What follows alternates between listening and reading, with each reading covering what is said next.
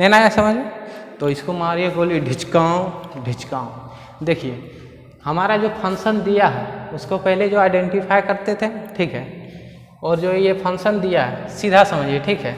ये मेरा जो है रोल्स भैया है, ठीक है। रोल्स भैया जो है 2 लड़कियाँ है, ठीक है। बोल रहा है कि हमसे प्यार कर लो ना, ये बोल रहा है कि नहीं हमसे प्यार कर लो।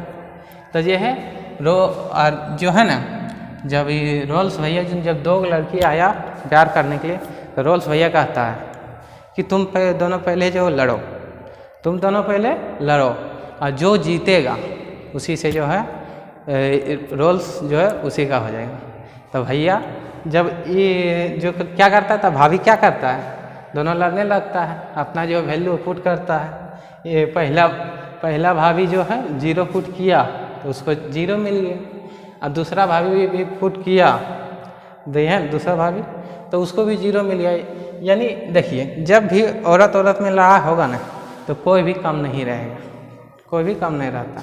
तो ये दोनों बराबर हो गया। तो आप कहा कि तुम दोनों बराबर हो गए, इसलिए हम यहाँ से मेरा मर्जी चलेगा। तो आप जो है रोल्स भैया जो है अपना खोजता है, अपना। देखिए एक कहावत तो सुने होंगे कि हर इस दुनिया का जो है ना आशिक का यही कहानी है कि मजनू जो है लैला के पीछे और लैला किसी और का दीवाना। तो वही हाल है यहाँ, अपोजिट है, दूसरा है।